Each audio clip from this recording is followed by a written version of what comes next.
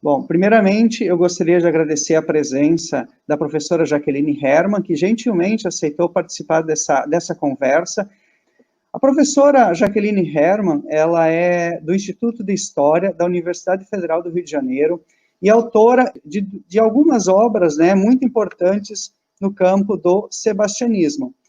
Jaqueline Herman, No Reino do Desejado, né, uma obra de 1998, se eu não me engano, é isso, né? Isso. Certo. Aqui também nós temos uma outra obra mais atual da professora Jaqueline Herman, que ela é organizadora, Poderes do Sagrado. Eu só gostaria de informar também que essa série de entrevistas, elas estarão disponíveis na página do YouTube, onde poderá ser utilizada em aulas de graduação e pós-graduação, em orientações que tenham por tema os assuntos abordados. As conversas que nós estamos tendo, né, nesse perfil do YouTube, elas buscam democratizar discussões a respeito de questões teóricas e metodológicas ligadas à microhistória, estudos de trajetórias, biografias, e também acompanhar como os historiadores que adotam o método da microhistória estão respondendo ao avanço da história global. A partir de agora, nós vamos escutar a professora Jaqueline Herman, que ela vai falar sobre o capítulo que ela tem publicado no livro Microhistória, o Método de Transformação. Esse capítulo se chama Da Trajetória à Biografia, Descaminhos de um Bastardo Candidato a Rei de Portugal. Então, professora Jaqueline Herman, a palavra é sua. Eu começo agradecendo muito o convite para estar aqui comentando a minha participação nesse livro, Microhistória, um Método de Transformação. Esse texto, ele acabou ganhando um formato de um diálogo com a microhistória, muito em função da minha participação nesse seminário internacional que aconteceu em 2018, mas foi uma oportunidade feliz, porque, de alguma maneira, essas questões da microhistória, elas já vinham sendo convocadas, digamos, pelo trabalho que eu já desenvolvia a partir da trajetória de um personagem. Esse personagem foi um personagem secundário do cenário político ibérico do final do século XVI, o Dom Antônio Prior do Crato. Ele foi um candidato a sucessor de Dom Sebastião, portanto, o estudo de Dom Antônio ele deu continuidade a um trabalho que eu desenvolvi, já desenvolvo há muitos anos, acerca do sebastianismo e acerca do cenário que ensejou o surgimento do sebastianismo, qual seja o desaparecimento de Dom Sebastião na Batalha de Alcácer Quibir, em 1578, e o início de uma disputa sucessória muito acirrada, na qual o Dom Antônio Prior do Crato teve um papel extremamente importante. Importante, mas no conjunto esquecido ao longo do tempo, porque ele foi um personagem vencido, ele foi um personagem derrotado pela conjuntura. Ele acaba enfrentando um inimigo muito poderoso que tinha sido aliado dele, o rei espanhol Filipe II, e ele se projeta nesse cenário propondo a sua candidatura à sucessão do trono português, nesse contexto da falta de sucessores, na medida em que Dom Sebastião desapareceu na batalha de Alcácer Quibir, sem ter se casado e sem ter deixado herdeiros para o trono de Portugal. Então, o Dom Antônio Prior do Crato, ele surge de uma maneira, com algum destaque na história portuguesa, exatamente nesse contexto. E ele é um personagem muito curioso, porque ele, de alguma maneira, ele ilustra, eu diria, um conjunto de aspectos do que a gente chama hoje de sociedade de corte, que em geral se conhece pouco, que é esse conjunto de personagens cuja possibilidade de ascensão no mundo da sociedade de corte é limitada por diversas razões. No caso dele, especificamente, a questão da bastardia vai ter um papel extremamente importante, né? E qual não foi minha surpresa ao descobrir que junto dele havia um outro conjunto de bastardos, de homens importantes da corte portuguesa da época, que se aliaram a ele. Portanto, assim, meu trabalho na análise do que eu chamei de trajetória política desse personagem tinha mais a ver com o conhecimento dessa dinâmica menos acessível da sociedade de corte do que especificamente na centralização do personagem. Embora ele tenha sido meu condutor, eu sem ele não teria como avançar, né? Mas como o personagem acabou ganhando uma centralidade, não raro me perguntavam por que eu não fazia uma biografia. E questão que eu cheguei a pensar em alguns momentos, sempre sem convicção, até por fim, hoje eu estou absolutamente convencida de que não seria esse o melhor caminho, pelo menos para as questões que me levaram a buscar entender essa trajetória política. Nesse texto específico que aparece no livro, né, eu faço uma discussão exatamente a partir da perspectiva da biografia, quer dizer, como é que eu acabei cruzando o que eu chamei de trajetória política com a biografia dele, né, da qual eu não pude me afastar, até porque eu estava lidando com um homem de origem nobre, mas bastardo, né? Ele carrega o nome do avô, que foi um homem importantíssimo na expansão portuguesa, né? O avô Dom Manuel, e o pai Dom Luís, que era um homem considerado também muito ilustre nesse cenário, né? E ele não herda essa grandeza, ele não tem acesso a uma ascensão dentro das regras do que seria uma sociedade de corte naquele momento, né? Agora, sem essa origem nobre, sequer a trajetória dele seria imaginada. Então, a ligação necessária entre a trajetória e a biografia se liga muito mais a um cenário específico de uma sociedade monárquica do que,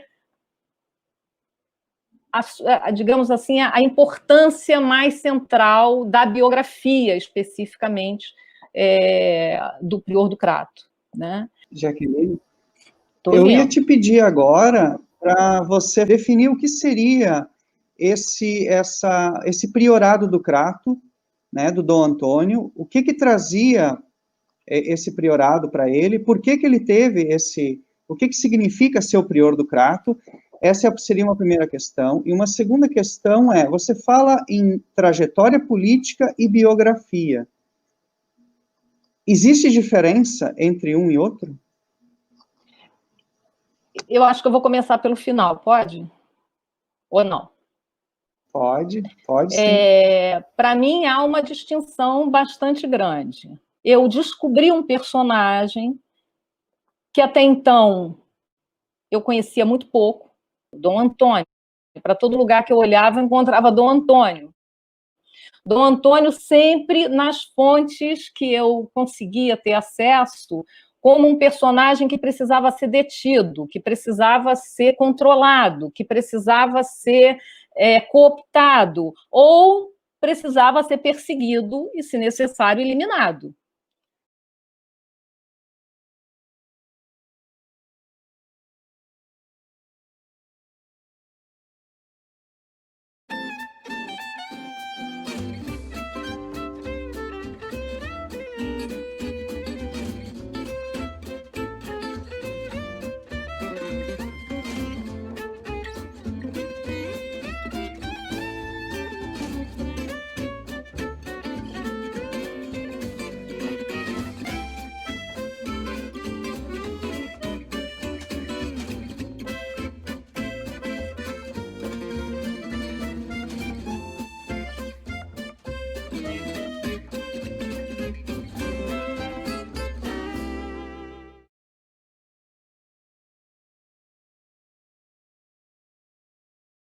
né? Ou seja, eu descobri uma dimensão desse personagem naquele contexto específico que a historiografia mais de longo prazo não me permitia conhecer. Então, fui ficando muito curiosa, né? Um pouco, que personagem é esse?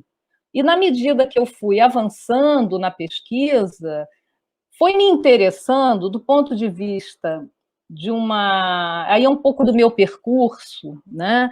Um percurso que veio, talvez, de uma abordagem um pouco da história cultural para pensar o sebastianismo, e que caminhou para uma perspectiva mais de uma história política, cruzada com uma história cultural, né? Mas com uma certa predominância de uma história política. Então, o Dom Antônio, ele me permitiu adentrar esse campo da história política de maneira decisiva, porque ele era um personagem que se candidatou ao trono português, né? E fez muita diferença na época. Ele se torna, em alguns momentos, um personagem absolutamente central das dificuldades que Filipe II encontrava, de um lado, e dos problemas que o cardeal Dom Henrique, que se torna rei de Portugal depois do desaparecimento de Dom Sebastião, teve que enfrentar nesse contexto.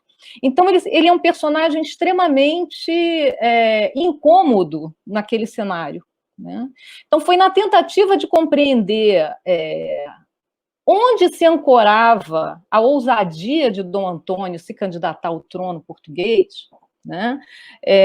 Que eu acabei desenvolvendo ao longo de alguns anos já, né? Uma pesquisa que já vai muito ampliada sobre esse amplo cenário do entorno de Dom Antônio, do cenário de transição do reinado de Dom Sebastião para o início do domínio Habsburgo em Portugal.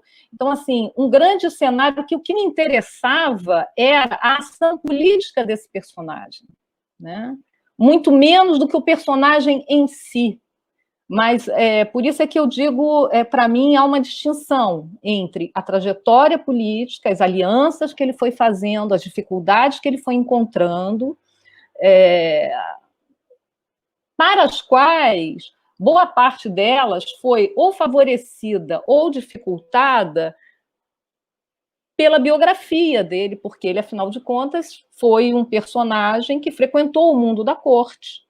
Ele foi criado pelo pai, né? O que é muito comum em relação a esses bastardos, filhos de nobres, né?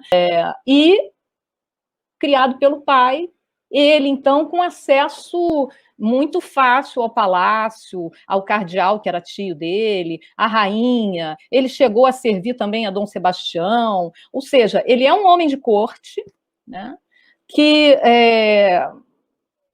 talvez devesse se adequar aos limites da ação possível para aquele personagem. O que é extraordinário nesse caso é que ele não se conforma com esse limite, né? Então, para mim, o que interessava era mais esse personagem político do que a biografia de um homem, digamos, secundário nesse cenário. Então, não sei se eu respondi a sua questão. O priorado é um título que depois de um tempo hoje as pessoas pouco conhecem.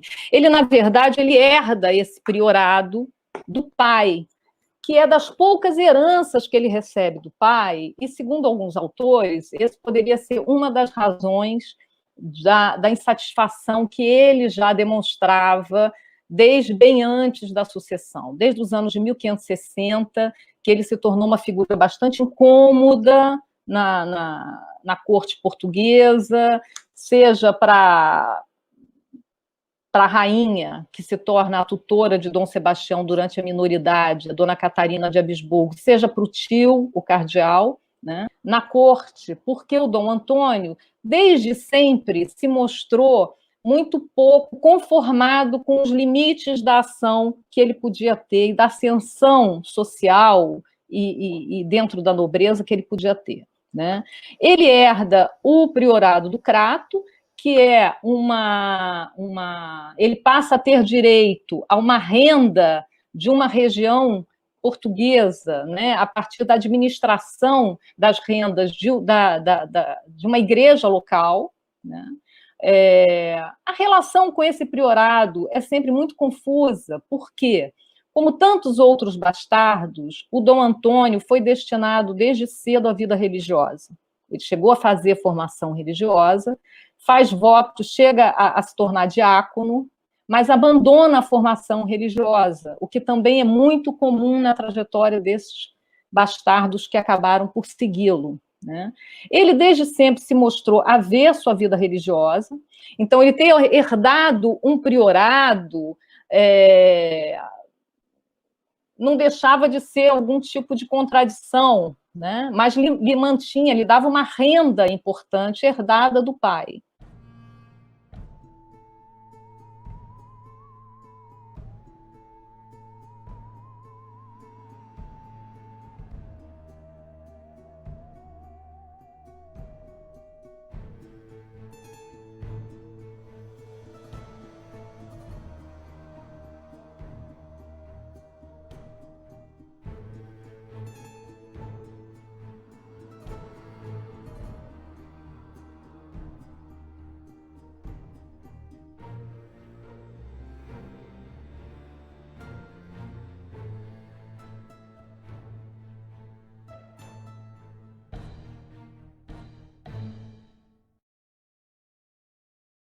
Então, o priorado do Crato é a herança que o distingue, de um lado, e, por outro lado, o limita. Ele se sente inconformado com essa limitação. Por exemplo, ele deveria morar no priorado, e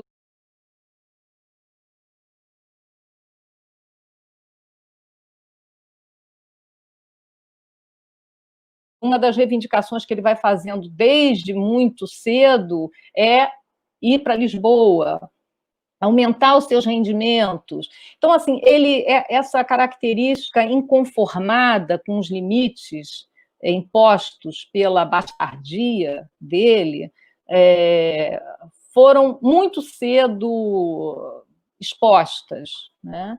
Então, de novo, eu poderia ter feito uma biografia desse inconformado, né?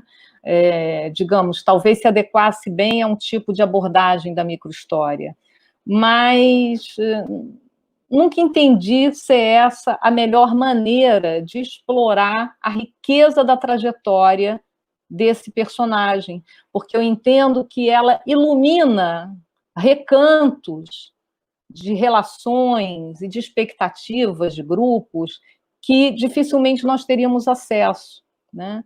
Eu diria que esse tipo de perspectiva de análise seguramente foi um ensinamento da microhistória, né?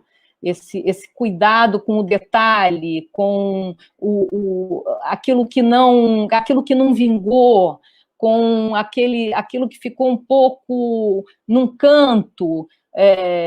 De alguma maneira, eu diria que o meu procedimento de pesquisa, de investigação para estudar esse personagem, e isso que eu estou chamando de trajetória dele, né?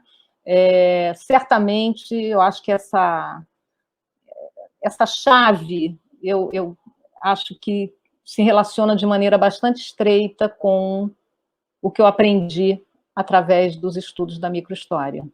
Então, uma das hipóteses que eu acabei desenvolvendo, quando eu vou tentar pensar nesse grupo que se formou em torno de Dom Antônio, é pensar que expectativas esses personagens tinham, né? E uma das hipóteses que eu avanço até num outro texto, sobre um dos seguidores dele, que é o Dom João de Castro, que vai ser considerado por um historiador português, João Lúcio Azevedo, o inventor do sebastianismo, é um personagem claramente que se junta, também bastardo, que se junta a Dom Antônio, tentando ascender numa corte nova.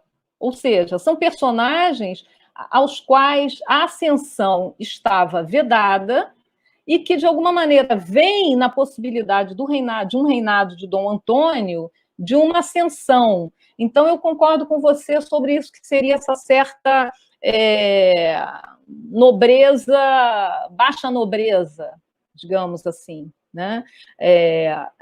Então, acho que sim, acho que Dom Antônio, de alguma maneira, representa esse grupo, digamos, um grupo secundário e com limitações muito grandes de ascensão pelo nascimento.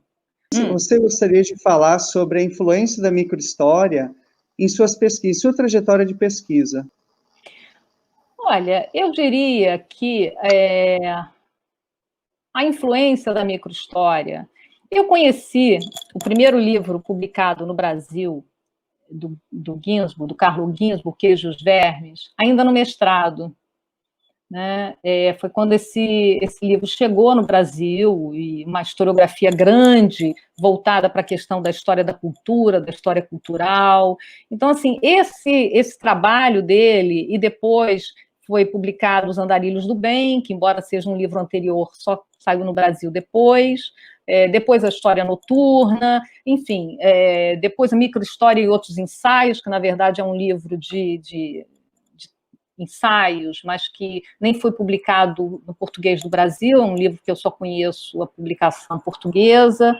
Então, é um conjunto de trabalhos que o Ginsburg teve, e tudo que ele trazia do ponto de vista de reflexão ligado à questão da história cultural, da relação entre o que ele chamava de cultura subalterna e cultura letrada, né, ou cultura erudita, foram abordagens que estavam muito, muito em voga do ponto de vista da historiografia, né, entre fins dos anos de 1980 e 1990, e que foram absolutamente centrais na minha formação como pesquisadora.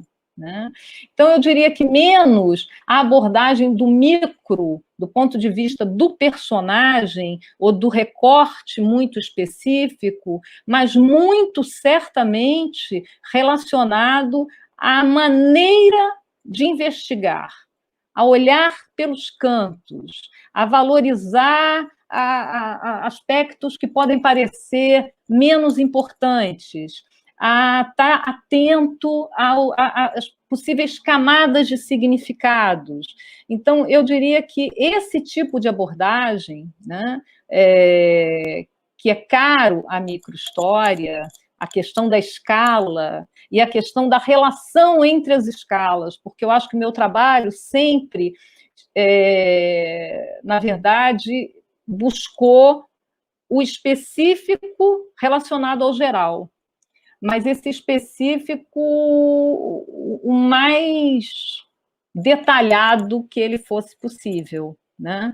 Eu acho que até esse cuidado, por exemplo, com os lugares da sociedade de corte, a biografia, até onde é possível conhecer do Dom Antônio. Né? Então, esse meu olhar entre o detalhe e o geral, eu acho que certamente o que eu aprendi e o que me despertou interesse, o que me fez refletir a partir dos trabalhos da microhistória, eu diria que foram e continuam sendo fundamentais para o meu trabalho. Né?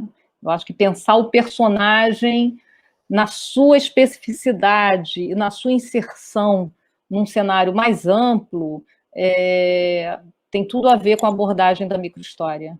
Eu agradeço muito, muito mesmo essa conversa com a professora Jaqueline, e eu convido a todos que se interessaram por esse artigo, por essa fala, a adquirirem o livro Microhistória, um método em transformação, que está disponível no site da editora. Muito obrigado, professora. Eu que agradeço. Sucesso para o livro. Obrigado.